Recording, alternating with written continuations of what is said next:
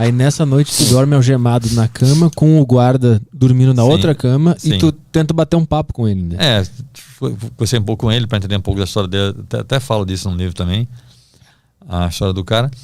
E aí no dia seguinte de manhã, me disseram que ia ser solto, e aí eu acreditei, né, tudo bem, mas aí me colocaram num caminhão, fechado, um caminhão baú, cheio de presos, muitos deles, eu tava com minha roupa normal, né? Os outros presos, cara, muitos deles com roupa de presidiário laranja, alguns acorrentados uns aos outros pelos pés e algemados, né? Eu também estava algemado. E eu vendo aquilo, falei, cara, assim, o que é que eu faço com esses caras, entendeu? E assim, eu tenho ascendência italiana, né? O rosto fino, nariz grande, que também parece com um árabe, né? E para ir para a Síria eu fui bem bronzeado, como eu estou agora, estava no Recife, cheguei anteontem inclusive. Eu estava bem bronzeado e estava de barba, né? Eu fui assim, de propósito, para parecer um deles, né? E funcionava, porque na Síria, cara, vários lugares as pessoas iam falar comigo em árabe e eu fingia que entendia, né? Uhum. Eu sei falar em árabe, assim, pouquíssima coisa, não serve para nada, mas assim, o cumprimento, o salam aleikum, né? Aleikum salam, a resposta eu conheço bem. E aí, nesse caminhão, os caras achavam que eu também era um deles, né? E aí vinham falar comigo em árabe, eu só fazia assim, fingia que entendia, enfim. E aí o caminhão chegou num presídio, esses presos estavam acorrentados pelas pernas, né, pelos pés. Foram conduzidos para outra ala, e eu e mais uns, não sei, 3, 4 caras, não lembro realmente, fomos levados para uma ala subterrânea, que tinha só 4 celas. Eu tentando explicar ao agente penitenciário que tinha algum erro ali, né? Porque me disseram que eu ia ser solto e estava ali, eu falando com o cara em inglês, e ele não respondia. Na verdade não eram só eu e mais 3 não, acho que éramos umas 10 pessoas nessa ala, porque eu lembro que quando a gente chegou na ala, o agente penitenciário abriu as celas, né? Ele só não abriu a segunda cela, ele abriu a primeira, a segunda ficou fechada, a terceira e a quarta. E eu lembro que os presos iam entrando, né? De forma aleatória, assim, nas celas. E eu falando inglês com o agente penitenciário, ele não respondia. E aí um cara da primeira cela falou comigo em inglês, posso ajudar? Eu falei, cara, claro, né? E aí eu contei para esse cara o que aconteceu comigo, ele falava em árabe, né, pro agente penitenciário, e no fim das contas ele falou assim, ó, ele tá dizendo que você vai ficar aqui essa noite, vai dormir aqui hoje, porque seus documentos foram para Damasco e vão esperar o governo autorizar a tua libertação. Aí eu falei, cacete, cara, eu vou ficar num presídio à noite, que merda, não sei o quê. Mas não tinha jeito, né? Não tinha o que fazer, então tá. Aí eu pensei, cara, já que aqui nessa cela tem esse cara que fala inglês, vou ficar aqui, né? Ao menos tem um cara que eu consigo conversar com ele. Aí entrei nessa cela. E ali dentro, cara, assim, ao todo eu fiquei 6 dias preso, né? Primeiro dia naquela delegacia improvisada e 5 dias no presídio. E ali dentro eu consegui encontrar o que eu fui buscar na Síria, né? Que é o que eu falei, né? O lado humano da guerra, né? Uhum. Porque ali na cela, cara, eu fiz... Nessa cela éramos eu e mais uns 20 presos. Eu dormia no chão, comia no chão. Foi muito humilhante, ninguém me dizia nada que ia ser da minha vida. Todo dia tu achava que ia ser o último, né? Que tu ia embora no dia seguinte. Né? Ou ser morto, né? Uhum. Estava sempre nessa dúvida. Foi muito angustiante, mas ao mesmo tempo foi uma experiência humana muito rica, sabe? Porque, cara, eu fiz amigos lá dentro, eu me sentia confortado, sabe? Consolado. Do ponto de vista humano, foi uma experiência muito rica ali dentro, cara. Como é que, quando tu entrou na cela, fecharam a porta e tu pensou, pô, me fudi, tô preso na Síria, ninguém me diz nada do que tá acontecendo, o que vai acontecer aqui? Aí tu começa a entrar num desespero lá dentro. Por mais que tu tava se dando bem com o pessoal e tu fez grandes amigos, a tua mente tava pirando, tava ficando ansiosa e desesperada, né? Isso tem vários balanços de esperança e desesperança durante essa história toda, né? E o pessoal te ajudava lá dentro com tudo isso. Quem são 3 principais amigos que tu fez lá, né? O Amar, o Adnan e o Walid. Um desses era o cara que era um palhaço, que era engraçado, né? O Adnan. Que ele fazia palhaçada. Esse cara é interessante, porque mesmo ele estando preso lá, e cada um tinha uma história muito interessante, né? Esse cara ficava fazendo palhaçada com tudo que acontecia lá. E depois eu fui entender que, na verdade, as brincadeiras dele eram uma forma de ele esconder a própria dor, né? Porque a história dele tá muito triste. Logo que eu entrei na prisão, tinha uma coisa que para mim era muito angustiante, que era o fato de saber que ninguém sabia da minha prisão. Porque não me deixaram dar nenhum telefonema. Eu pedi para dar um telefonema, não me deixaram. Então, assim, ninguém sabia que eu estava preso, né? Então, se ninguém sabia que eu estava preso, ninguém ia fazer nada para me soltar, entendeu? Isso, para mim, era muito complicado.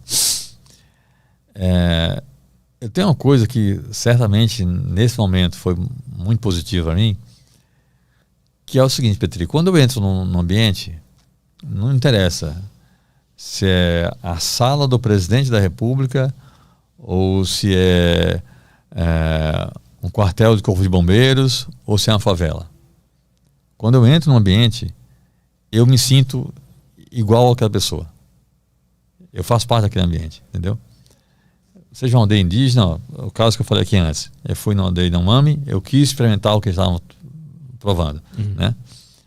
Quando eu vou entrevistar alguém muito famoso, por exemplo, eu tenho amigos muito próximos, pessoas que eu frequento a casa, né, que são celebridades muito grandes, que surgiram em entrevista. Vou entrevistar alguém e muitas vezes me dizem isso, os artistas. Cara, é bom falar contigo que assim, você fala com a gente de igual para igual. Eu não fico deslumbrado, entendeu?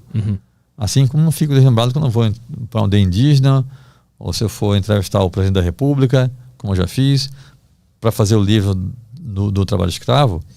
Eu fui entrevistar o Fernando Henrique Cardoso, na casa dele, aqui em Higienópolis. E, cara, eu fui entrevistá-lo como eu entrevisto qualquer pessoa, entendeu? Porque, assim, naquele momento, não interessa se o cara é o Brad Pitt ou se o cara é um índio. O cara, naquele momento, ele é meu entrevistado, não interessa, entendeu? Eu penso assim. E quando eu vou em qualquer lugar, mesmo sem ser como jornalista, se eu for em qualquer lugar sem o CNPJ, né? Sem ser a trabalho, não interessa, eu vou me enquadrar naquele ambiente. Não me sinto superior nem inferior a ninguém, entendeu? E aí, naquele momento, quando eu entrei na cela, na minha cabeça eu era um preso como eles. Não me senti melhor do que ninguém ali, por ser estrangeiro, por ser brasileiro, por ser jornalista. Não, para mim, na minha mente, no exato instante que eu entrei na cela, o cara fechou a porta, eu falei, eu sou um desses caras. Mas em algum momento tu teve medo deles por não conhecer a cultura ainda e ainda tá... Eu conheço bastante a cultura árabe e muçulmana, né? Eu sou cristão, não sou muçulmano, mas tenho muita admiração, respeito por eles. Eu já li muito antes de ir para a Síria. Eu já tinha ido em vários países árabes, já tinha ido em várias mesquitas, então eu tenho essa admiração, esse respeito por eles. E eu estava muito tranquilo. É lógico que, assim, naquele momento, uma guerra, tudo mais, em relação à segurança ali, eu não estava receoso.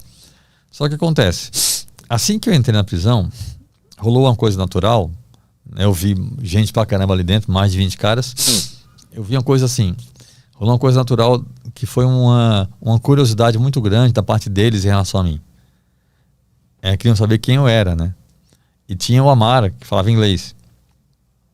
E aí rolou uma coletiva, assim. Os presos faziam perguntas em árabe, o Amar, né, traduzia em inglês, eu respondia e assim ia.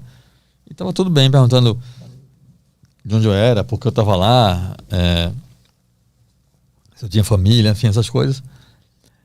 E aí, um dos presos, que estava usando a galábia é aquela roupa tradicional do muçulmano, né? Que é um vestido, né? Esse preso, e quando o cara tá usando uma galábia, é porque ele é mais conservador, né? Porque tinha vários presos de calça jeans, de camiseta, mas esse cara e alguns mais estavam de galábia. Ou seja, era um cara mais conservador. E aí esse cara, até pra minha aparência, né? De árabe, esse cara perguntou se eu era muçulmano. Eu falei que não. E aí ele perguntou se eu tinha religião. Falei que sim. Ele perguntou qual era a minha religião. Aí eu falei que eu era cristão. E foi curioso, porque assim, eu estava entre muçulmanos, né? Na guerra, o mundo se acabando lá fora. E eu falei com muita naturalidade. E foi bacana porque, em momento algum, cara, da minha prisão lá, passei 5 dias com esses caras na cela. Em momento algum senti nem sombra de agressividade de ninguém para mim. Pelo contrário, tinha dia que eu estava muito triste, não queria comer. Eles iam me dizer, cara, você precisa comer. Se você não comer, você vai ficar doente aqui dentro. Não é bom ficar doente aqui, não sei o quê. Tinha um dia eu estava muito angustiado, estava calado, cabisbaixo. Os caras vinham conversar comigo, né? O Adnan vinha fazer graça, ia brincar. E aí, teve um momento muito bacana. Neste mesmo dia, assim que eu fui preso, rolou essa coletiva. E aí, tipo, eu tava lá na prisão, cara, no presídio, fazia acho que 30 minutos, no máximo 1 hora.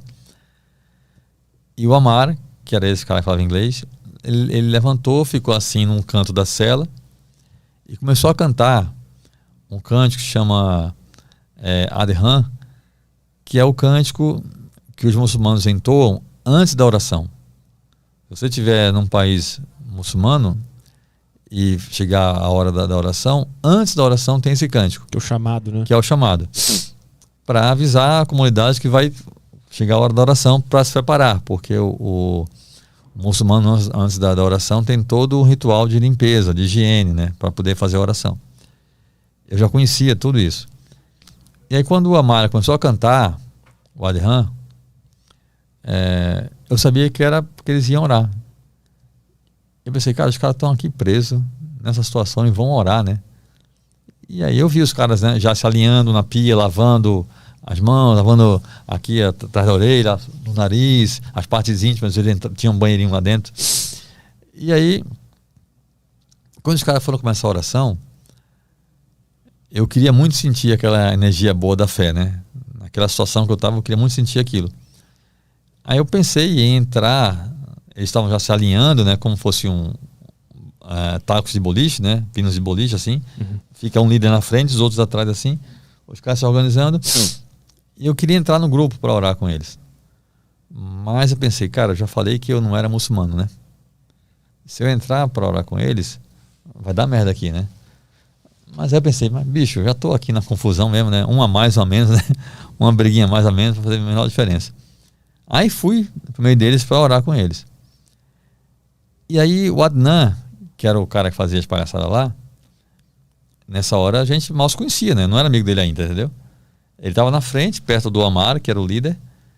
E aí ele esticou o braço, segurou na minha mão. Eu pensei que ele ia me tirar do grupo. Mas ele me puxou para perto dele, para eu fazer oração perto dele. E ele fez assim um gesto com o dedo, né? Tipo, olha para mim, né? E faz o que eu fizer. Já sabia um pouco, né? O que eu tinha que fazer. E aí comecei a orar com eles.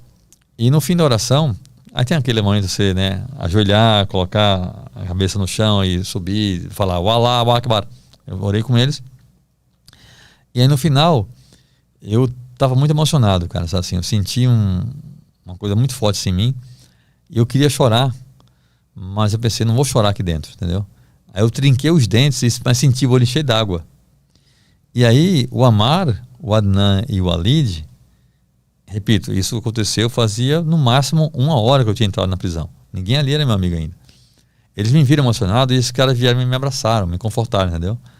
Cara, senti aquilo, naquele momento, foi muito bom, sabe assim? Eu falei, cara, eu posso ficar aqui dentro, posso ficar tranquilo. Não sei o que vai ser lá fora, não sei se vou sair, mas assim, aqui com esses caras eu tô tranquilo, entendeu? Aqui eu tô acolhido, né? Eu senti isso.